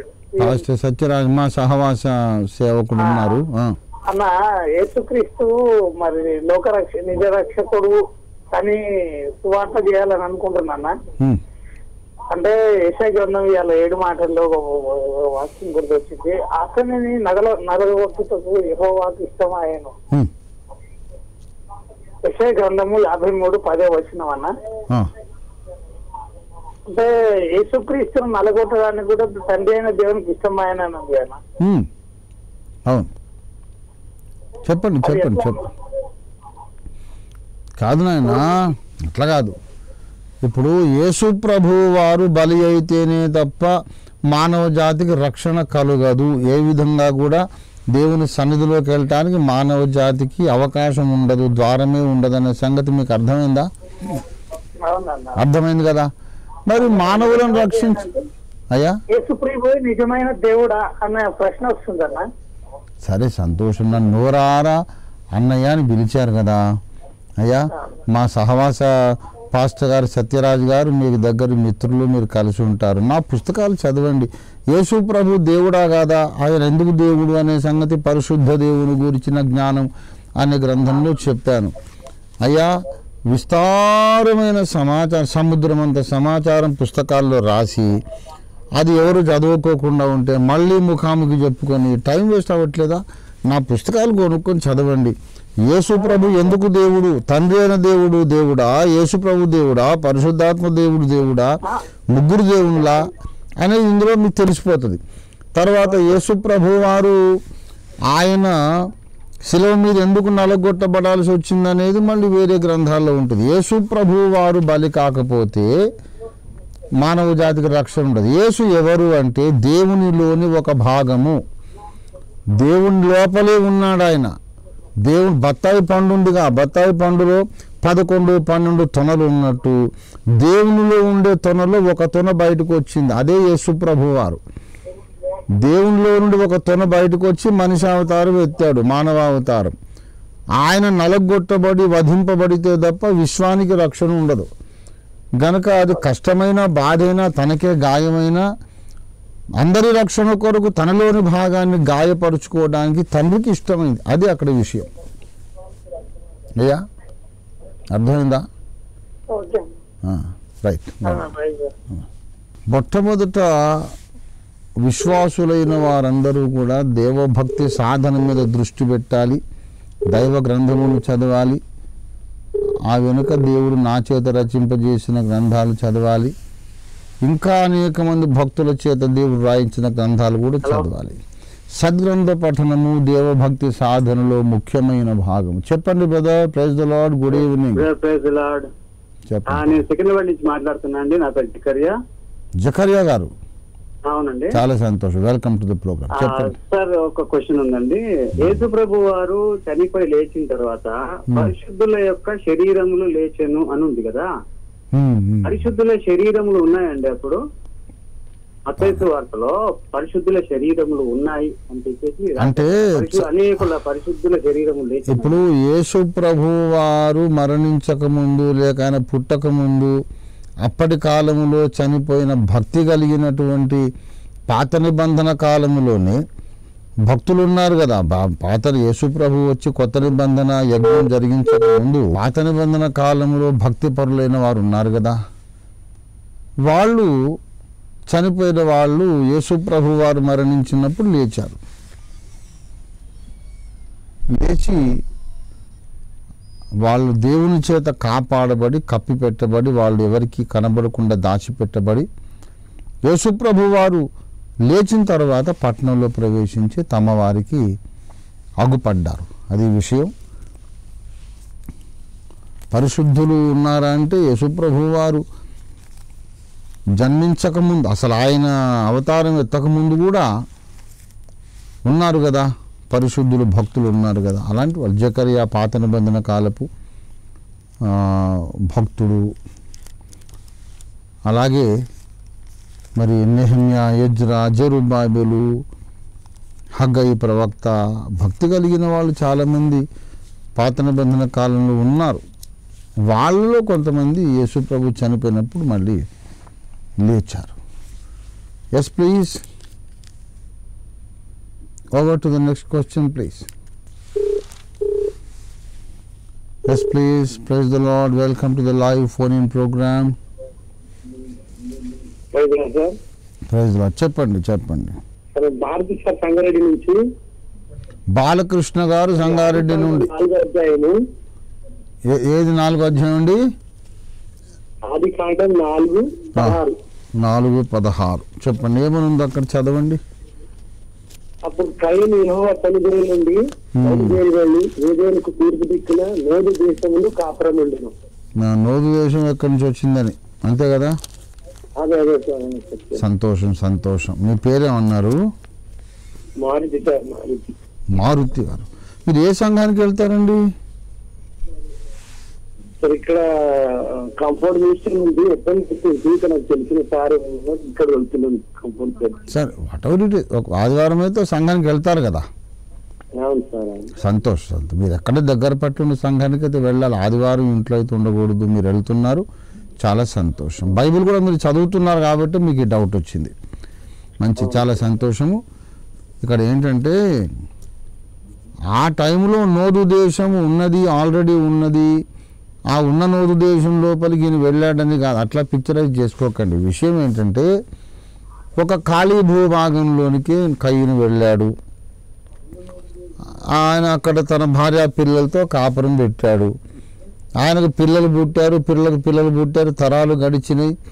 అక్కడ ఒక దేశం ఏర్పడింది.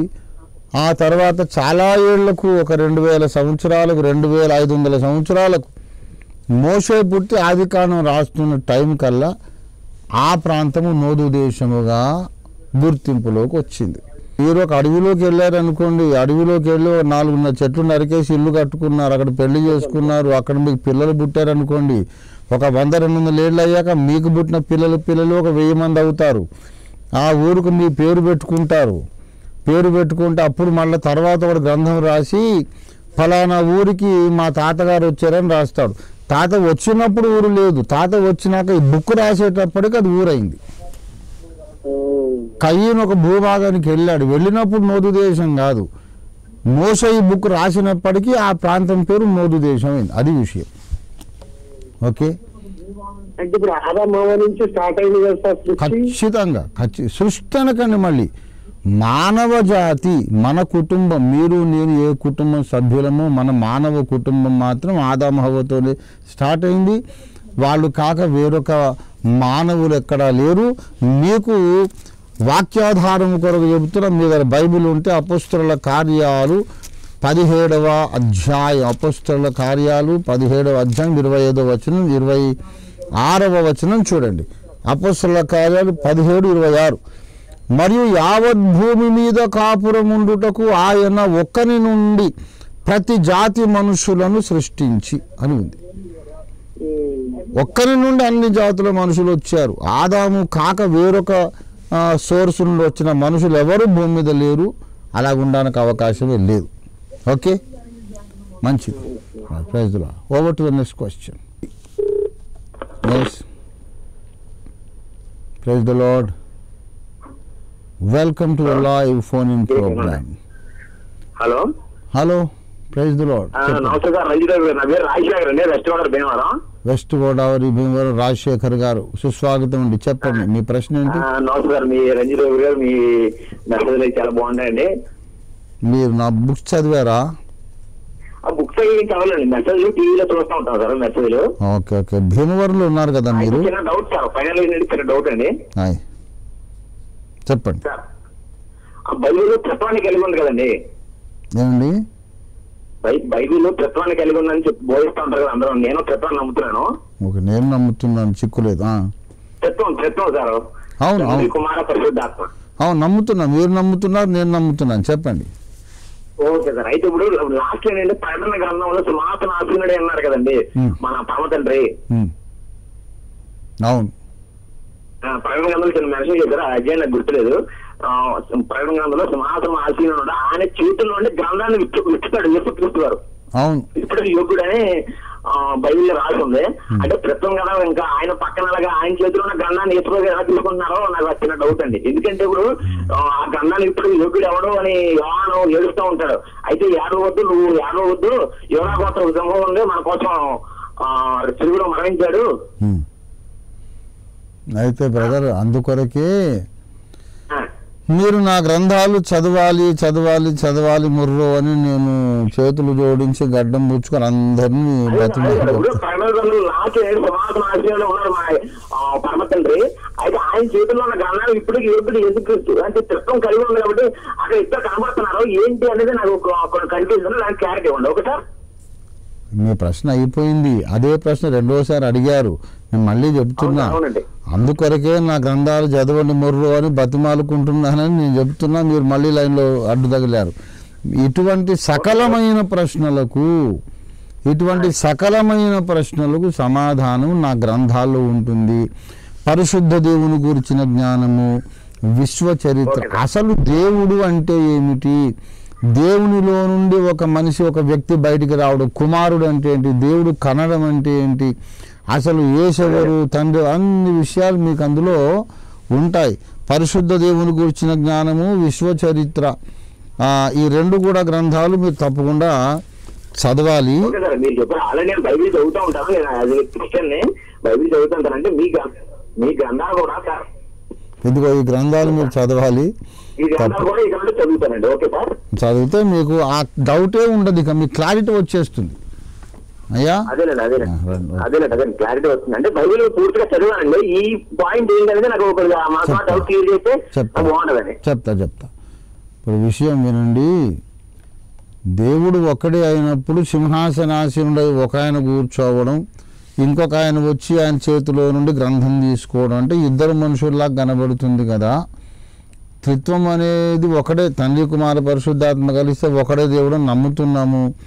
కానీ రెండు ఆకారాలు కనిపించడం, ఇలాగ వచ్చి తీసుకోవడం, తండ్రి అక్కడ సింహాసనం మీద ఉన్నాడు, బయట నుంచి ఒక ఆయన వచ్చి తీసుకున్నాడు, ఇది ఎలా అర్థం చేసుకోవాలని మంచి మనస్సుతోనే బ్రదర్ అడిగారు.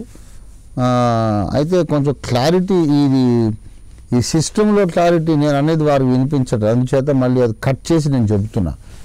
విషయం ఏమిటంటే దేవుడు ఒక బత్తాయి పండులాగా, బత్తాయి పండు లోపల 12 తొనలు ఉంటాయి అన్నట్లు దేవుడు అనే బత్తాయి పండులో 3 తొనలు ఉన్నవి. తండ్రి అనే తొన, పరిశుద్ధాత్మ అనే తొన, కుమారుడనే తొన, ఈ 3 తొనలు కలిసిన బత్తాయి పండే దేవుడు. అందులో నుండి కుమారుడు అనే తొనలోనే మళ్ళీ కొన్ని కోట్ల కోట్ల కోట్ల కోట్ల కోట్ల స్వయం స్పృహ కేంద్రములు ఉంటాయి. బత్తాయి పండు ఒక తొన అంటాం, లోపల రసం తిత్తులు ఉంటాయి చిన్న చిన్న సంచుల్లాగా.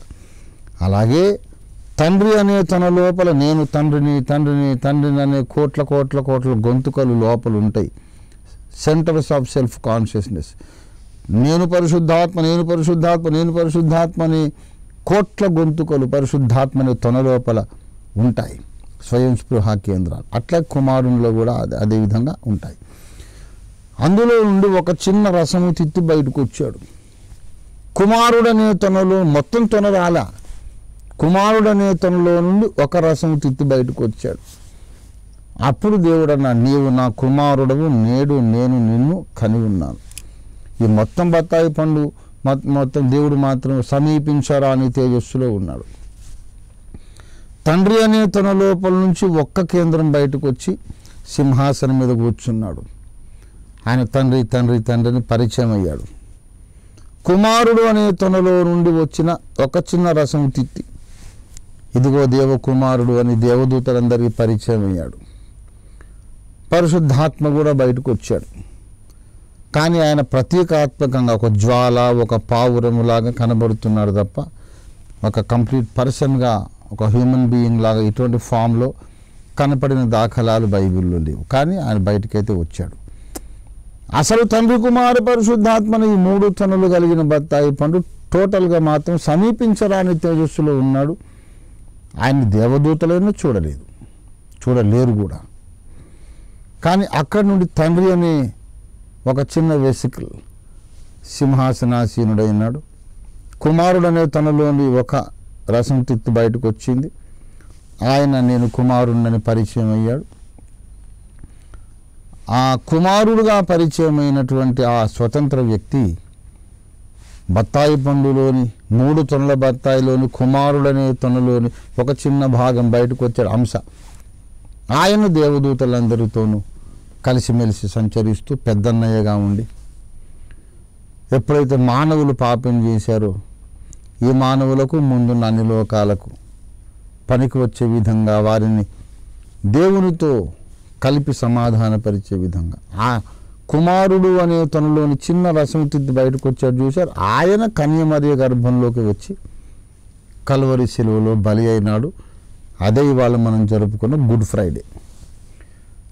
అయితే దేవుడు అనే వ్యక్తిలోని ఒక భాగం వచ్చి ఇంకో భాగం వచ్చి ఇలాగ వేరువేరు వ్యక్తుల్లాగా కనిపించటం అనే దృష్టి అనే ఆ స్థితి, అట్లాంటి సినేరియో ఉంది విశ్వంలో. అక్కడ దేవుడు ఉంటాడు, ఇక్కడ పరిశుద్ధాత్మ ఉంటాడు వేరే ఆకారం, ఇక్కడ కుమారుడు ఉంటాడు వేరే ఆకారం. వీళ్ళందరికీ మాతృక అయినటువంటి ఆ మెయిన్ బత్తాయి పండు లోపల ఉంది చూశారు, సమీపించరాని తేజస్సులో. అదైతే ఒకటే. కుమారుడుగా కనబడే ఆ ఆకారం, సింహాసనం మీద ఉన్న తండ్రి అనే ఆకారం, 7 దీపములుగా కనబడే పరిశుద్ధాత్మ దేవుడు, ఈ 3 కలిస్తే దేవుడు ఒకడే అయినప్పటికీ కొంత అచ్చట కొంత ఇచ్చట కొంత ఇచ్చట 3 స్థలాల్లో వేరు వేరే ఆకృతులలో ఆ ఒక్క దేవుడే కనబడుతుంటాడు. ఆయన ఇక్కడ సింహాసనం మీద కూర్చొని ఉంటాడు, ఆయన ఎదురుగుండా కుమారుడుగా వస్తాడు. విశ్వాన్ని నిర్మించడానికి, నిర్వహించడానికి, పరిపాలించడానికి, విమోచించడానికి బహుపాత్రాభినయం ఏకదేవుడే చేస్తున్నాడు. బహుపాత్రాభినయం గుర్తుపెట్టుకోండి. ఆ పాత్ర ఈ పాత్ర మొత్తం కలిసిందే సమీపించరాని తేజస్సులో ఉన్న ఎలోహిం దేవుడు. ఇది విషయం. నా గ్రంథాలు చదవండి, మిగతా విషయాలు కూడా మీకు అర్థమవుతాయి. Over to the next question please. Yes please. Yes please, ప్రశ్న అడగాలి, వెయిట్ చేస్తున్నాను. Hello, praise the Lord. Praise the Lord. ఎవరండి? సురేందర్ అన్న, ఫిలిం నగర్ నుంచి మాట్లాడుతున్నా. ఫిలిం నగర్ నుండి సురేందర్. చెప్పండి తమ్ముడు, ఏం సంగతి? అయితే మీరు దేవుని విశ్వ ప్రణాళిక గ్రంథం రాశారు కదా. అవును. దాంట్లో చీకటి అనేది తనకు తానుగా ఉన్నది అనేసి చెప్పడం జరిగింది. అయితే యోహాను సువార్తలో ఆయన లేకుండా ఏది కలగలేదు, ఆయన ద్వారానే సమస్తం కలిగింది అనేసి ఉంది కదా. ఏమనుంది చెప్పండి నాకు. యోహాను ఏమనుంది? కలిగినది ఏది ఆయన లేకుండా కలగలేదు. దాన్ని ఆ మాట అవును. కలిగి ఉన్నది ఏది అంటే అర్థం ఏంటో కూడా చెప్పాను. నా పుస్తకాలు ఒక్కసారి చదివితే చదివినట్టుగానే కాదు, 100 సార్లు చదివారు ఒక పుస్తకం. మీరు మళ్ళీ చదవాలి. కలిగి ఉన్నది ఏది అనే మాటకు అర్థము all things that were made by the word of God. కలిగి ఉన్నది అంటే ఏంటంటే అంతవరకు లేనిది ఇప్పుడు కలుగుట. ఆది కాండంలో కలుగునుగాక కలుగునుగాక కలుగునుగాక అన్నారంటే ఇంతవరకు లేనిది ఇప్పటి నుంచి ఉండునుగాక అని అర్థం. అట్లాగా లేనివి ఉనికిలోకి తెచ్చే కార్యక్రమం ఎప్పుడైనా జరిగి ఉంటే అది వాక్యం అనే దేవుని ద్వారా మాత్రమే జరిగింది. అది చెబుతున్నాడు. కానీ అట్లా లేకుండా ఉన్న శక్తులు ఉంటే ఉన్నాయి, ఎప్పటి నుంచో ఉన్నాయి. సర్వశక్తిమంతుడు ఆయన తనకు తానుగా ఉన్నవాడు కాబట్టి వేరే కూడా ఎట్లెట్లా ఉంటాయి అనేది నా డౌట్. మీరు నా బుక్ చదవలేదని నాకు క్లియర్గా అర్థమైపోయింది. అందులో ఎట్లెట్లా ఉంటాయో కూడా చెప్పాను. విషయం ఏంటంటే దేవుడు సృష్టించిన ప్రతి వస్తువు మంచిది. నేను ఒక కంక్లూజన్ ఇచ్చేటప్పుడు టన్స్ ఆఫ్ లాజిక్ చెప్పుకుంటూ వస్తాను. ఇదిగో ఈ కారణాన్ని బట్టి ఈ కారణాన్ని బట్టి ఈ కంక్లూజన్ రావాలని లీడ్ చేస్తుంటాను అంతే తప్ప డైరెక్ట్గా నేను అలా చెప్పలేదు. ముందు ఒక మాట ఏంటంటే వినండి బ్రదర్, మీరు అడిగేసారి అయిపోయింది, నేను చెప్తున్నా వినండి. దేవుడు సృష్టించిన ప్రతి వస్తువును మంచిది అనే మాట 1 తిమోతి పత్రిక 4వ అధ్యాయంలో ఉంది. గనక దేవుడే చీకటిని కూడా చేశాడని మనం కంక్లూడ్ చేస్తే 1 తిమోతి 4 ప్రకారం చీకటి మంచిదని మనం తీర్మానం చేయాలి. అది చీకటి అనేది మంచిది కాదు గనక దేవుడు సృష్టించి ఉండే అవన్నీ మంచివే కాబట్టి మంచిది కానిది ఏదైనా ఉంటే దేవుడు చేసింది కాకుండా ఉండాలి. అంటే దేవుడు చేసింది కాదు, అందుచేతనే చెడ్డది. మరి అది దేవుడు చేసింది అయితే గనక 1 తిమోతి 4 ప్రకారం చీకటి కూడా మంచిదే అని మనం ఒప్పుకోవాలి. కనుక లాజిక్ ప్రకారం ఒక కంక్లూజన్కి వచ్చాను. మళ్ళీ నా పుస్తకాలు చదవండి, మనం పర్సనల్గా మాట్లాడదాం. Okay, welcome. Over to the next question. Programme యొక్క రెగ్యులర్ వ్యూయర్స్ టైం వేస్ట్ చేసుకోవద్దు. Yes please. హలో, వందనాలు బ్రదర్, చెప్పండి. ఎక్కడి నుంచి మాట్లాడుతున్నారు? అయ్యా, ఏం కోట అన్నారు? బాప్తిసం అండి. ఇప్పుడు ఎవరి దగ్గర తీసుకొచ్చానండి, ఎవరికారే నాకు వరం ఉందని సంఘం పెడుతున్నారండి. బాప్తిసం తీసుకోవాల్సింది దానికి ఎవరైనా చెప్తారండి. బాప్తిసం ఎవరి దగ్గర తీసుకోవాలి? బాప్తిస్మము ఇచ్చేవాడి మీద ఆధారపడి రక్షణ ఉండదు.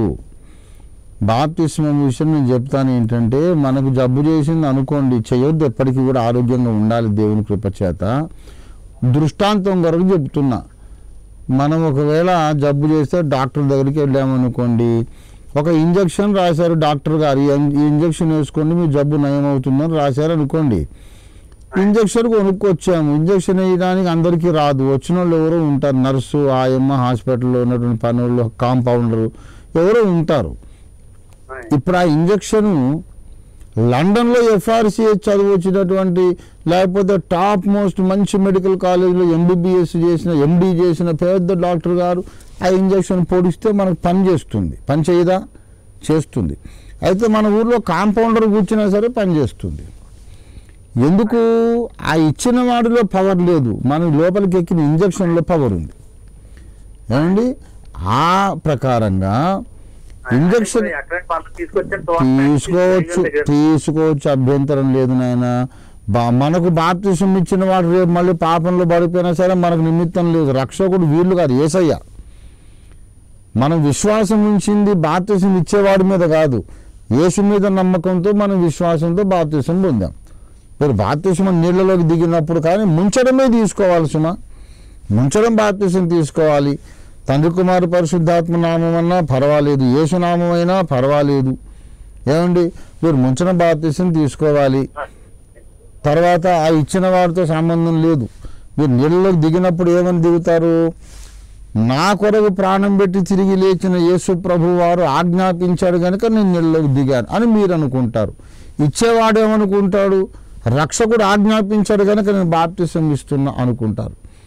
ఇచ్చేవాడైనా పొందుతున్నవాడైనా యేసయ్య మాటకు విధేయులై దిగారు కనుక విధేయులైన వారికి నిత్య రక్షణ ఇస్తానన్న మాట ప్రకారం రక్షణ కలుగుతుంది. ఆ ఇచ్చినవాడు మంచివాడు కానీ తర్వాత పడిపోవచ్చు, నిలబడవచ్చు, మనకు సంబంధం లేదు. ఇంజక్షన్ ఇచ్చిన కాంపౌండరే, ఆయన పెద్ద గ్రేట్ రెవరెండ్ డాక్టర్ అయినా సరే, మామూలు ఇవాంజలిస్ట్ అయినా సరే, రక్షణ మీకు వస్తుంది అంతే, పర్వాలేదు, అందులో పెద్ద ఇష్యూ లేదు. Okay, right. Hello, praise Lord brother. Praise Lord, చెప్పండి బ్రదర్.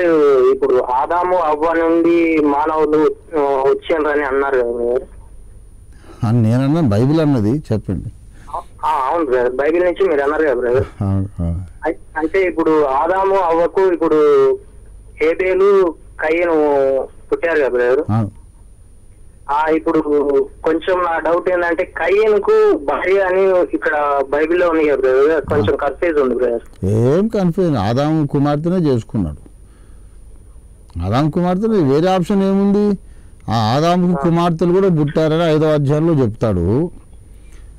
ఆదాము ఇప్పుడు ఇక్కడ 4 అధ్యాయంలో ఇది ఉంది కదా బ్రదర్, అక్కడ ఈ అధ్యాయం దాటితే 5వ అధ్యాయంలో ఉంది కదా.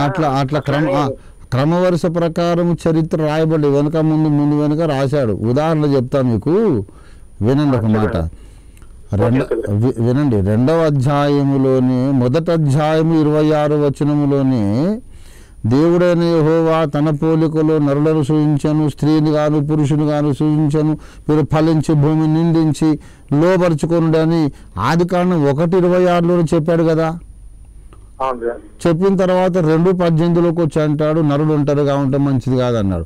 సృష్టించిన దినమునే స్త్రీని గాను పురుషుని గాను చేసి ఫలించుడి, పిల్లల్ని కనమని కూడా ఆజ్ఞాయించిన తర్వాత ఆదాము ఒంటరిగా ఎప్పుడున్నాడు? ఉండడు కదా, ఉండకూడదు కదా, ఒకటో రోజు చేసేస్తే. కనుక విషయం ఏంటంటే జరిగిన విషయము టూకీగా ముందు చెప్పి తర్వాత దాన్ని ఏ క్రమ వరుసలో జరిగిందో తర్వాత వివరించుకు రావడం బైబిల్ యొక్క శైలి. ఓకే బ్రదర్, ఈ బైబిల్లో ఇట్లానే రాయబడి ఉంది కాబట్టి కాస్త నేను ఒక మ్యారేజ్ కి గిఫ్ట్ ఇచ్చిన బ్రదర్ ఒక అన్నికి.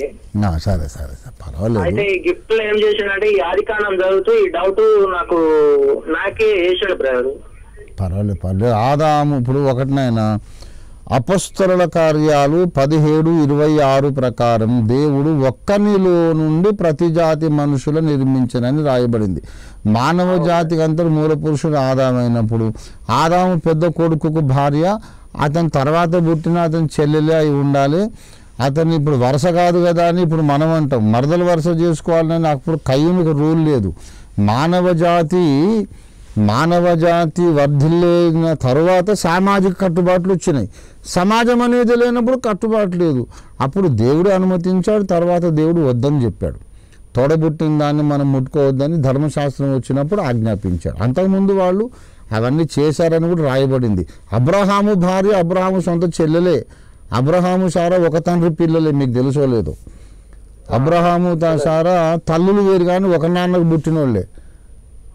ఆదాము తర్వాత 2000 ఏండ్లు అయ్యాక పుట్టి అబ్రహాము ఊర్లో ఎవరు లేనట్టు, ఎవరికి ఆడపిల్లలు పుట్టనట్టు ఇంట్లో పుట్టిన ఆ అమ్మాయినే చేసుకున్నాడు. మరి 2000 ఏళ్ళు అయ్యాక అబ్రహామే తన తండ్రికి పుట్టిన దాన్ని చెల్లెల్ని చేసుకుంటే కయ్యూనుకు వేరే దిక్కే ఉంది, మరి తప్పకుండా ఆదాము కూతుర్ని చేసుకున్నాడు. అందులో అనుమానం లేదు. అయ్యుండొచ్చు కానీ నాకు కాస్త పర్వాలేదు. ప్రశ్న అతడు వేసేసరికి నాకు సరే. నేను తెలుసుకోవాలని సరే అడిగారు, తప్పులేదు, నేను చెప్పాను, అర్థమైంది కదా విషయం మీకు. చాలు, మంచిది. క్లారిటీ ఓకే, కదా sir. Right. Over to the next question please. Praise the Lord. Hello, hello, చెప్పండి, ఎవరండి? Praise the lord brother. Brother చెప్పండి, ప్రైజ్ ది లార్డ్ చెప్పండి. ఇది ఏం లేదండి, ఇక్కడ ఫస్ట్ స్టార్టింగ్ లో ఆదికాండంలో హేబేలు కయ్యూను అని ఉన్నారు కదా. ఇప్పుడు మీరు మాట్లాడుతున్నది, మీరు పేరు చెప్పండి, ఎక్కడి నుంచో చెప్పండి. నా పేరు రవి అండి, సికింద్రాబాద్ నుంచి. బ్రదర్ రవి ఫ్రమ్ సికింద్రాబాద్, చెప్పండి. అది ఏం లేదండి, స్టార్టింగ్ లో హేబేలు కయ్యూను అని ఇద్దరు ఉన్నారు కదా. మరి కయ్యూన్కి వాళ్ళ వైఫ్ ఎలా వచ్చిందని చిన్న డౌట్ అండి అంతే. ఇప్పుడు ఇంతసేపు ఇంతకుముందు అడిగిన ప్రశ్న మీరు వినలేదా? లేదండి, నేను లైన్ ట్రై చేస్తున్నాను, అందుకోసం కొంచెం దూరం వచ్చాను. సరే సరే, అయితే బ్రదర్ రవి మీరు? నా పేరు రవి అండి. ఏం లేదు, ఆదాముకు తర్వాత కొంతమంది అమ్మాయిలు పుట్టారు అనే విషయం 5వ అధ్యాయంలో రాయబడింది. ఆదాము పుట్టినటువంటి పిల్లలని ఒక అమ్మాయిని కయ్యూను చేసుకున్నాడు, ఇంకా వేరే మార్గం లేదు. ఆది కాండములో జరిగిన దాన్ని మనకు అపోస్తలుల కార్యాలు 17వ అధ్యాయము 26లో చెప్పాడు ఏంటంటే, ఒక్కనిలో నుండే దేవుడు ప్రతి జాతి మనుషులను నిర్మించాడని. కనుక ఆదాముకు పుట్టిన ఆడపిల్లల్లో ఒక అమ్మాయిని కయ్యూను పెళ్లి చేసుకున్నాడు, వేరే దారి లేదు. ఆదాము తర్వాత 2000 ఏళ్ల తర్వాత అబ్రహాము పుట్టి, అబ్రహాము తన సొంత ఇటు తన సొంత చెల్లెల్నే పెళ్లి చేసుకున్నాడు. అబ్రహాము శారా ఒక తండ్రి పిల్లలే. అటువంటప్పుడు మరి ఇంకంతకంటే ముందు 2000 ఏళ్లకు ముందు కయ్యూనుకు వేరే దారి లేదు కదా, కనుక తప్పకుండా కయ్యూను చెల్లెల్ని చేసుకున్నాడు, అనుమానం లేదు. ఇంకో చిన్న క్వశ్చన్ పాస్టర్ గారు, చెప్పండి. ఇది తీర్పు దినం రోజు అప్పుడు చనిపోయిన అందరు లేస్తారని కదా, ఇప్పుడు చనిపోతున్న వాళ్ళు ఎక్కడికి వెళ్తున్నారు పాస్టర్ గారు? చనిపోయిన వాళ్ళు మరణ సమయంలో దేవునితో సమాధాన పడిన వాళ్ళైతే నీతిమంతులు విశ్రాంతి తీసుకునే పరదేశ్ అనే ప్రదేశం ఉన్నది. అదొక లోకము, పరలోకం కాదు, భూలోకం కాదు, పాతాళం కాదు. పరదేశ్ అనేది ఒక స్పెషల్ లోకం, అది 3వ ఆకాశంలో ఉంది. భూమికి పరలోకానికి మధ్యలో 3వ ఆకాశంలో పరదేశ్ అనే ఒక ప్రపంచం ఉన్నది. ఆత్మలే ఉంటారు అక్కడ, విశ్రాంతి పొందుతుంటారు. ఆ పరదేశంలోనికి పౌలు వెళ్ళి వచింపశక్యంగాని మాటలు విన్నానని 2వ కొరింథీ 12వ అధ్యాయంలో చెప్పాడు ప్రారంభంలో. ఆ నీతిమంతులు వినండి, వాళ్ళు మరణ సమయములో యేసు రక్తము ద్వారా దేవునితో సమాధాన పడ్డ వాళ్ళు అయితేనే పరదేశకి వెళ్తారు. సమాధాన పడకుండా స్వనీతి మీద ఆధారపడి ఏదో తోచిన మతంలో ఉంటే మాత్రం గ్యారంటీగా అగ్నిగుండంలో, అంటే పాతాళ లోకములోని అగ్నిజ్వాలల్లో పడతారు. లాజరు ధనవంతుల కథలో ధనవంతులు వెళ్ళారు చూశారు, అక్కడికి వెళ్తారు. కనుక దేవునితో సమాధాన పడకుండా చచ్చిపోతే ఆ ధనవంతుని పక్కకు వచ్చి చేరతారు.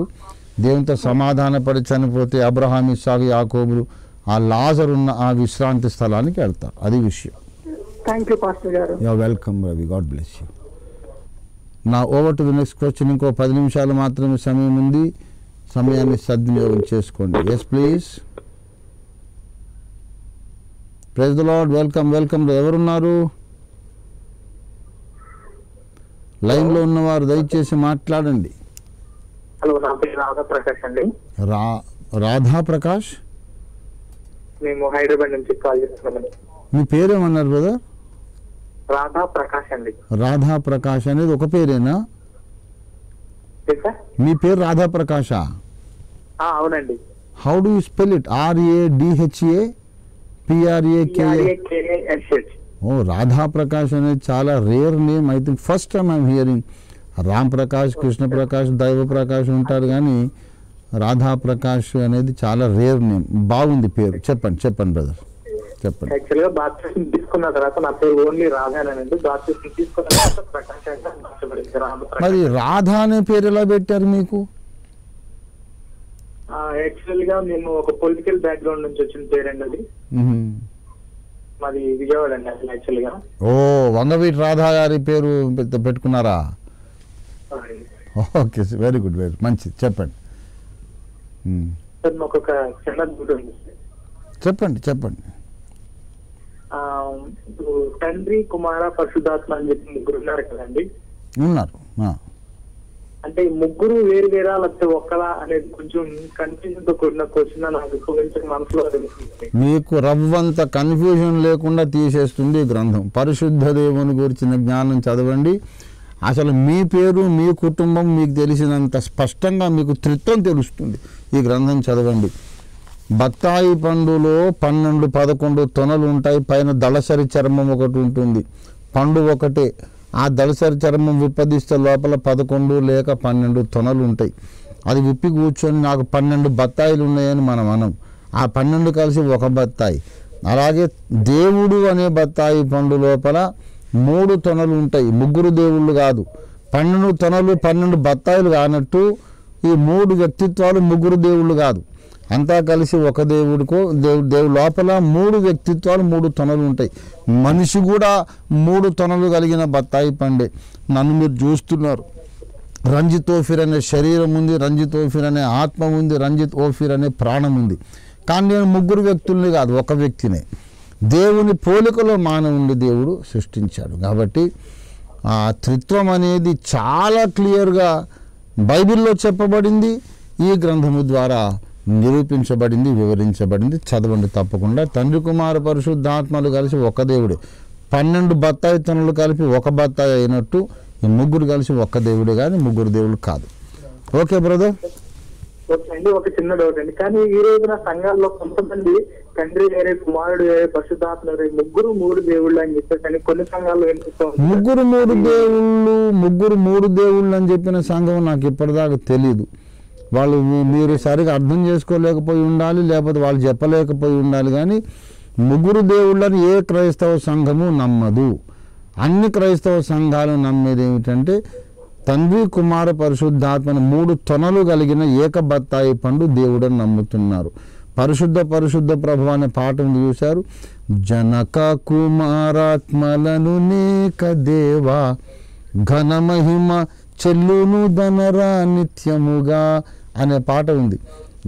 తండ్రి కుమార పరిశుద్ధాత్మలు ఒక్క దేవుడనే నమ్ముతారు. Methodist, Lutheran, Anglican church, church of south India, north India, western churches, Baptist churches, fellowship church, అందరూ ఎవరైనా సరే ముగ్గురు వ్యక్తిత్వములుగా కనబడుతుండే ఏకదేవుడని నమ్మారు తప్ప ముగ్గురు దేవుళ్ళని ఎప్పుడు నమ్మలేదు. అయితే తండ్రి కుమారుడు కాదు, కుమారుడు పరిశుద్ధాత్మ కాదు. నేనున్నాను, శరీరం ఉంది, ఆత్మ ఉంది. ఇద్దరు రంజితోఫిర్లు కాదు కదా, ఒక రంజితోఫిరే కదా. అయితే శరీరమే ఆత్మ కాదు, ఆత్మే శరీరం కాదు కదా. అలాగే తండ్రి కుమారుడు ఒకటే కాదు, వారు ఏకమే కానీ not the same. My body my spirit are one but not the same. My body is not my spirit, my spirit is not my body. అవునా కదా? అలాగే రైట్. Okay right. నా బుక్ చదవండి దయచేసి. Okay sir, thank you sir. You are welcome. God bless you. Over to the next question. ఒకే ఒక ప్రశ్నకు సమాధానం ఉంది, తర్వాత నేను ప్రార్థన చేసి ముగించేస్తాను. Yes please. Yes please. ఎవరండి? త్వరగా అడగాలి, టైం అయిపోతుంది. Hello. Yes please. Hello hello hello sir. చెప్పండి. Praise the lord. ఆశీర్వాదం సార్. చెప్పండి. From Rajanagar sir. చెప్పండి సార్ చెప్పండి. ఇప్పుడు ఇవాళ గుడ్ ఫ్రైడే కదా సార్. గుడ్ ఫ్రైడే, ఈస్టర్ అనేది బైబిల్లా ఉన్నదా సార్? ఒకటి, గుడ్ ఫ్రైడే బైబిల్లా పాటించమని బైబిల్లో ఎక్కడైనా ఉన్నదా? లేదు. ఇక దానికి టైం వేస్ట్ లేదు. గుడ్ ఫ్రైడే, ఈస్టర్ ఈ రెండింటి మధ్య 3 రోజులు అనేది 3 రాత్రి పగళ్ళు అనే టైం లేదు. ఒక మాట, మీకు మీ పేరేమన్నారు? మీ పేరు ఇది పాటించమని బైబిల్లో ఎక్కడన్నా ఉన్నదా? లేదని చెప్పేసా కదా మీరు ప్రశ్న అడగకముందు. ఇప్పుడు మీరు మీ పేరేమన్నారు? ఆశీర్వాదం సార్. ఏ చర్చికి వెళ్తారు మీరు? నేను ఇక్కడ ట్రినిటీ చర్చికి వెళ్తాను. మంచి వినండి. టైం ఎక్కువ లేదు కాబట్టి 2 విషయాలు చెప్తున్నారు. పడకండి, మీరు ఆగండి, వినండి. యేసు ప్రభువు వారు ఒక సాయంకాలం మరణించారు, పొద్దుగుంకుతుండగా దింపి సమాధి చేశారు, ఒక వేకోజామున లేచారు. ఈ లెక్కలో మీరు ఆయన శుక్రవారం కాదు, గురువారం కాదు, బుధవారం ఏ రోజు చచ్చిపోయాడని మీరు పెట్టుకున్నా ఒక రాత్రైనా ఒక పగలైనా ఎక్కువ కానీ తక్కువ కానీ అవుతుంది. కరెక్ట్గా ఒక రాత్రి మరణించి ఒక వేకువజామున లేస్తే 3 days and nights ఈక్వల్గా మీరు ఎట్టి పరిస్థితుల్లో లొకేట్ చేయలేరు. ఇదొక విషయం. రెండవది దయచేసి గమనించాల. 1 కొరింథీ పత్రిక 15వ అధ్యాయం 3వ వచనం ప్రకారం లేఖనముల ప్రకారము క్రీస్తు మృతులలో నుండి 3వ దినమున లేచెనని ఉంది. అది పౌలు భక్తుడు చెప్పిన మాట. 3 రాత్రులు 3 పగళ్ళు కనుక గ్యారంటీగా యేసు భూమిలోనే ఉంటే లేచింది 4వ దినం అవుతుంది, 3వ దినం కాదు. కాబట్టి మీరు 2 విషయాలు ఆలోచించుకొని మనం పర్సనల్గా మాట్లాడదాం. ఇప్పుడు సమయం లేదు, మళ్ళీ ఒకసారి కలుసుకుందాం. దేవుని స్తోత్రం, ప్రార్థన చేసుకుందాం. స్తోత్రం నాయనా, ప్రేమ కలిగిన మా మహాపరిశుద్ధ తండ్రి, ఈ వారము live phone in programme Calvary TV channel ద్వారా మీరు ఘనముగా నిర్వహించినందుకు నీకు స్తోత్రములు చెల్లిస్తున్నాం. మీరు అనుగ్రహించిన క్షేమాభివృద్ధికరమైన సమయం కొరకు, జవాబుల కొరకు నీకు స్తోత్రములు. తన స్పాన్సర్స్ని మీరు ఆశీర్వదించండి. జోసెఫ్ దిలీప్ కుమార్ గారిని, పాస్టర్ గారిని, వారి 3 సహవాస సంఘములను బెంగళూరు నగరంలో మీరు ఆశీర్వదించండి. వారి సేవను నిరంతరంగా విశాలపరిచి విస్తరింపచేయండి. ఈ వారము ప్రేక్షకులు, వీక్షకులు, పృచ్ఛకులు, ప్రభువా ప్రార్థనలు ఎత్తిపెట్టిన వారందరినీ కూడా మీరు ఆశీర్వదించండి. కాల్వరీ టీవీ యాజమాన్యమును, స్టాఫ్ను దీవించండి. ఈ కార్యక్రమం ఇంకా మీరు అక్కడ వరకు మీ చిత్తం అయితే కొనసాగి అనేకులకు ఆశీర్వాదం కలిగించడానికి సహాయం చేయండి. మళ్ళీ వచ్చే వారం దాకా మమ్మల్ని మీ కృపలో కాపాడి భద్రపరచండి. గుడ్ ఫ్రైడే నాడు ప్రభువా నీ శిలువ యజ్ఞము నువ్వు జరిగించిన నాడు ఏ మేళ్ళు మాకు ఇవ్వడానికి మీరు యజ్ఞమైనారు, ఆ సకలమైన మేళ్ళు ఈ కార్యక్రమాన్ని చూసిన వారందరికీ మీరు కలిగించమని యేసు పరిశుద్ధ నామములో స్తుతించి ప్రార్థిస్తున్నాం తండ్రి. ఆమేన్. God bless you.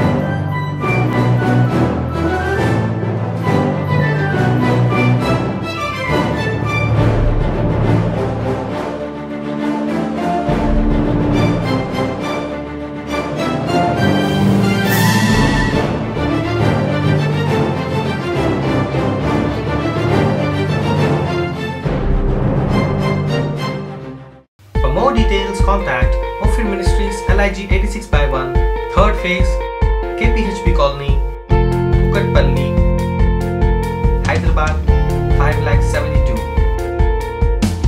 Our numbers 9908 773 008, 99511 0044. Our website www